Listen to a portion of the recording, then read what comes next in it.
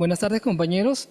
El día de hoy estoy con el profesor Montero, quien es docente aquí en la Universidad Federico Villarreal y trabaja en el diario Gestión. Profesor Montero, en el Perú comúnmente se abusa al hablar y escribir los verbos ser, estar o verbos como tener. ¿Cree usted que existe un abuso en el uso excesivo de estos verbos? Bueno, yo partiría diciendo que no es que en el Perú se use excesivamente estos verbos, en realidad esto es común a todo el habla de la región latinoamericana, incluso España también. En el caso particular del Perú sí se ha hecho bastante común, bastante extensivo la utilización de los verbos derivados del ser y estar, entre ellos, por ejemplo, el hacer, principalmente por reducir las oraciones. Pues se piensa que de esa forma se hacen más entendibles las oraciones.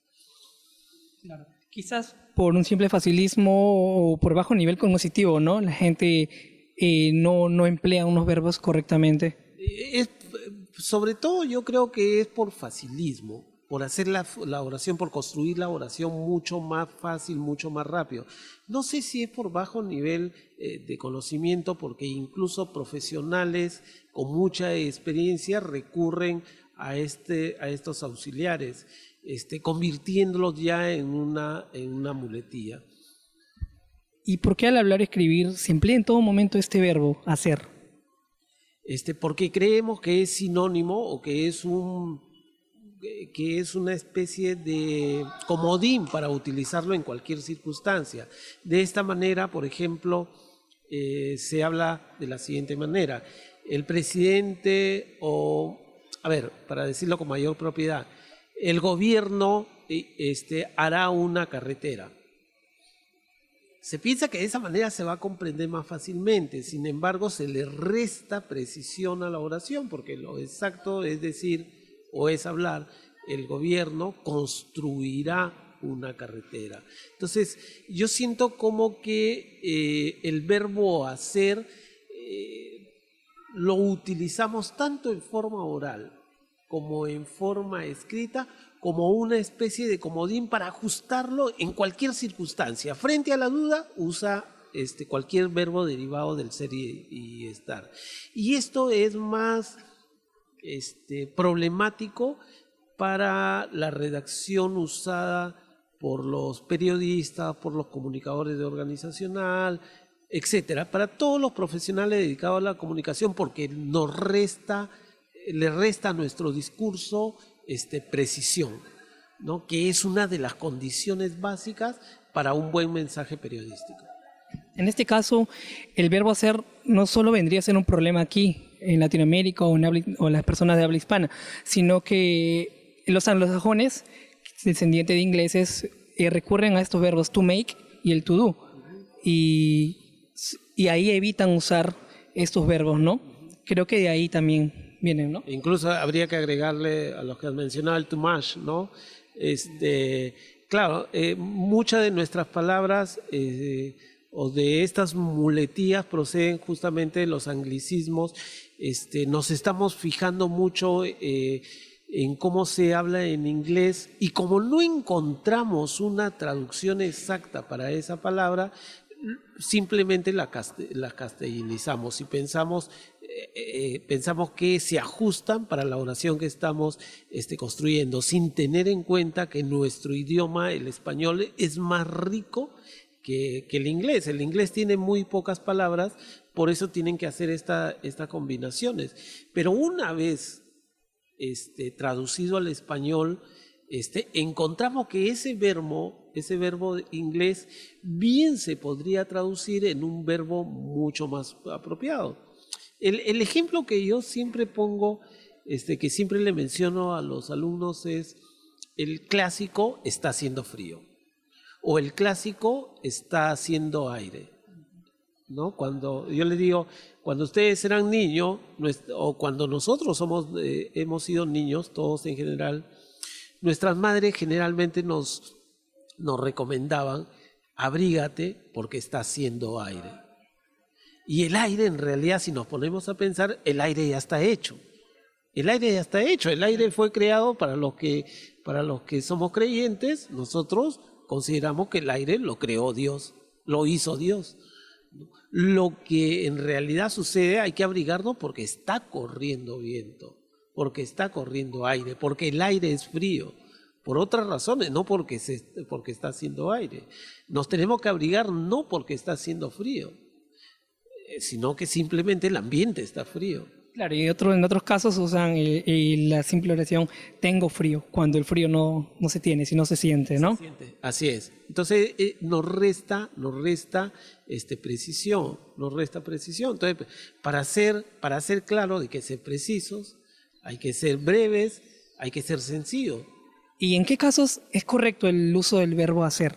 Es que hay algunos momentos en que el verbo hacer denota exactamente eso que estamos haciendo. En algunos momentos sí estamos haciendo. Quizás cosas manuales. Más que manuales, cosas intelectuales, cosas etéreas, ¿no? Estoy haciendo alguna reflexión. No, estoy haciendo una reflexión, que podría llevarlo ahí en un sentido mucho más metafórico que en un sentido concreto. ¿Alguna anécdota o alguna experiencia laboral que nos pueda compartir? Bueno, anécdotas siempre surgen, siempre hay muchas. Esto lo que he puesto como ejemplo hace un rato de está haciendo aire. Lo he encontrado en textos listos para ser publicados en algún periódico. He tenido que corregirlos cuando me toca la labor de editor. Pero sobre todo yo creo que el redactor comienza a tener conciencia que estos verbos hay que comenzarlos a restringir. Pero donde se nota más es en la forma de hablar, en la expresión oral. Ahí se nota mucho más, porque inmediatamente no encontramos el verbo preciso que nos indique la acción que está cumpliendo el sujeto. Y esto básicamente tiene que ver también con pobreza del lenguaje. O sea, tenemos tan pocas palabras, y esto básicamente porque no leemos. Tenemos tan pocas palabras que inmediatamente metemos el verbo hacer. Y es el verbo hacer, tener, como has referido. Incluso también este sustantivo, ¿no? El tema. Bueno, ese es otro asunto con el que yo trato de luchar en las aulas, o mejor dicho, lucho en las aulas. Y es que tema, también por un anglicismo, se está tomando como sustituto, como sinónimo de problema, ¿no? Entonces se suele escuchar decir que hay personas que dicen eso es todo un tema, cuando en realidad lo que quieren decir es eso es un problema. Ahora, ¿qué es más sencillo decir? Problema. Yo hasta ahora no entiendo por qué han derivado al asunto de tema. Pero mira, son los verbos derivados del ser y estar, es la palabra, el sustantivo que acabas de mencionar, tema. Y a lo que tendríamos que agregar a uno que yo cuestiono mucho, que es el cosa.